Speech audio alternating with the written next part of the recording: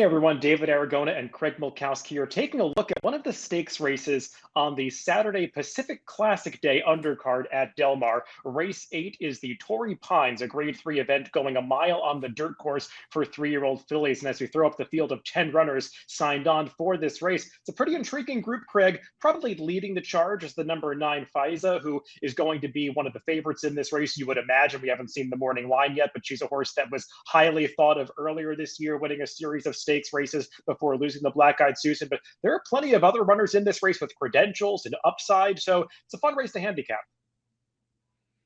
I agree. I think it's an intriguing race to watch and possibly bet. Faiza is one who we haven't seen since the springtime when she ran a pretty disappointing race on Pimlico, Preakness weekend at Pimlico. So I look forward to this one. To get a sense of how these 10 runners might sort themselves out through the early stages, let's take a look at the Timeform US pace projector for this race. And not a big surprise, Craig, when I handicap this race to see that fast pace flag does show up, as there are multiple runners that want to be forwardly placed. I do wonder if post position could be one of the determining factors in who makes the lead, because a couple of the speeds are drawn in outside post positions, and you do go right into that clubhouse turn over the mile distance at Del Mar. The number 3 Flying Connection is one that likes to be in front, and having drawn inside, she's probably going to get there. Yeah, you would think she's going to be the leader. I have no argument with the pace projector here. I mean, she's a fast filly who led the Kentucky Oaks for at least the first 6 furlongs or so before packing it in. She won a race we're going to watch later, wire to wire. So given that inside draw, I think she's going to go. And she may just as well be clear as the pace projector shows. But as you note with that short run to the first turn, the others will probably be sending as well. Do note that if the pace really does heat up, it would suit the number 1 Justique, who does get the LP flag on the Timeform US pace projector, indicating that she has the highest Timeform US late pace rating of any horse in this field. And let's begin our conversation of the contenders with Justique, and we'll take a look at her past performances in Timeform US. And Craig, I think it's fair to say that she's been a little bit of an underachiever, because she was so promising when she won that debut race at Del Mar last summer, closing from last to first in a 10-horse field, going 5.5 furlongs. And ever since then, it feels like the connections have been trying to figure out what she really wants to do. She did win another one-turn race in the Desi Arnaz late last year, but since then, they've been trying to go 2 turns with her a number of times, and just feels like going 2 turns, that late kick that she shows sprinting is just somewhat muted. I would tend to agree with that. I'm also just not sure she's very good. She got a good reputation with that first out win. You can see it in the odds column. She takes a lot of money nearly every single time out. And frankly, she's under-delivered. And you can also look at the speed figure column. She finally hit triple digits last time. She is making some forward progressions, which you want to see from a 3-year-old, but they're pretty modest ones. And she's going to have to take a pretty big one to be a contender here.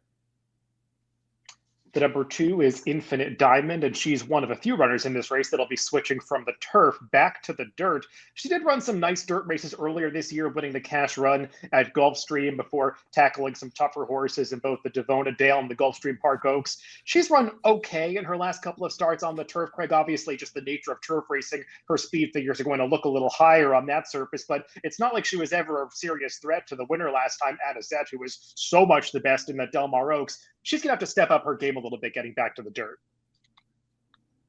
I agree with what you say about the speed figures also. I mean, she's an older horse. Those dirt figures came back in early spring when she was running at Gulfstream. So you want to see some progression, but I have my reservations saying she really hasn't been competitive since she won that stakes race way back on New Year's Day. The number 3 is Flying Connection. Let's go 3 starts back in her PP. Check out her last victory in the Sunland Park Oaks. Obviously, not beating a field of the same caliber that she's going to be meeting here, but she was doing quite a bit of winning at this time of her career. This was her 4th victory in her previous 5 starts when she was coming into this race. She was an impressive winner this day, came back in the Kentucky Oaks, checking a pretty ambitious spot after this, but she set the pace and actually hung in fairly gamely to be 6th against some of the best 3-year-old fillies in the land. She was off for a little while after that, they tried the turf off the layoff last time, and the trip just didn't work out that day. She was not the quickest away from the gate, was a little further back than she really wants to be. I think this time, Craig, going back to the dirt, they're going to get back to some more aggressive tactics with her.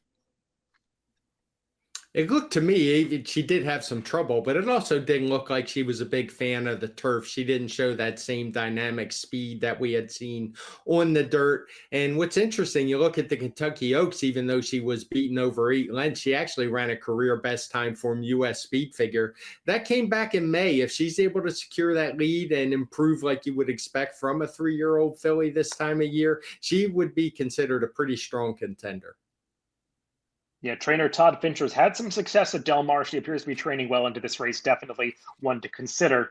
Next up is a couple of horses that are coming out of an allowance race. Actually, we're going to go all the way back to March 27th to take a look at the two of these, Coffee in Bed and Anywho. They hooked up in this optional claiming event going 7 furlongs. And Anywho, in just the second start of her career, is going to better of Coffee in Bed, who was also a second-time starter in this race. Since then, they've gone in separate directions. Anywho tried to stretch out and then cut back last time. Coffee in Bed, Craig, is a horse that obviously has upside for trainer Richard Mandella. She only ran once after this and was a closing third after a slow start against some older rivals on a tougher optional claiming event at Del Mar. Now they're going to try to stretch out this daughter of Curlin for the first time, and she's not supposed to have any trouble with the mile based on pedigree. No, she's obviously trying 2 turns for the first time, but as you note, she certainly shouldn't have any issues with it. That speed figure she ran in the allowance race back in March is certainly competitive in this spot. So if she does take to the distance, she's got a good shot. I was a little more interested in the number 6, Anywho, the horse that beat Coffee in Bed in that race back in March. Since then, they've only tried to go 2 turns with her once in the Summertime Oaks back in June. First of all, she was coming off a little bit of a layoff that day. And also, when you go back and watch that race, she just had an impossible trip. She was legitimately 4 to 5 wide around both turns of that race. Not something you want to do in a 2-turn race on the dirt, and she just could never really get involved. Last time out, she was beaten by a seasoned older rival than Lady T on the cutback to 6.5 furlongs, but I think she deserves another chance to go the mile. I'm more interested in her as well, as we'll see when we get to our selections later on. I agree. Her one time around 2 turns was just a nightmare trip. I'm willing to put a line through that. And it's not like she ran all that bad. Her speed figure that day of 104 is competitive in this field. And I actually think she's going to be better at 2 turns. Trainer Todd Fincher actually has 2 runners in this race, also sending out the number 5, Olivia Twist, in addition to Flying Connection. Olivia Twist kept pretty good company through the spring, Craig. I mean, she was beaten by Wet Paint 3 times in a row in that series of stakes races at Oaklawn. She ran in the 8 Bells, wasn't that competitive in that race. Then, like her Todd Fincher trained stablemate, she tried the turf last time in a different race, the San Clemente, or I'm sorry, the same race as her stablemate, the San Clemente. It wasn't really effective in there. Didn't seem to like the turf that much. Also going back to the dirt, but she's going to have to get a little faster from a speed figure standpoint. Yeah, perusing her speed figure column kind of looks similar to Justique, although she hit the triple digits a little earlier. It's still a few lengths in arrears of the rest of what we see from the field, so she would have to have some improvement. And just looking at those PPs, it's hard for me to see it coming. Another runner making the switch from turf to dirt in this race is the number 7 Ocean Club. Let's take a look at her last race in the San Clemente that a few of these are coming out of, though she's the only one that was a serious factor in this race. She runs on well to be second behind Anizet, who is undisputably the leader of this division in California right now on the turf. The question with her, Craig, is the switch back to dirt, because she tried dirt 3 times in maiden races at the start of her career, and she ran okay in a few of them, but didn't earn speed figures that really make her competitive here. It's possible that she's just improved overall, but when I look at the pedigree, especially on the dam side, it does lean more turf and synthetic, so I wonder if she's going to be as good on the dirt. I was trying to make a case for her when I handicapped this race, and I saw the same thing you did when I looked at the siblings of the dam. They've all both done much better on turf than they did on dirt, and I think her turf and synthetic races are just much better than her dirt races. Like you said, I guess it's possible she could just be improving, but I just liked what I saw much more on different surfaces, just the way she handled them, and she's not really for me in this spot.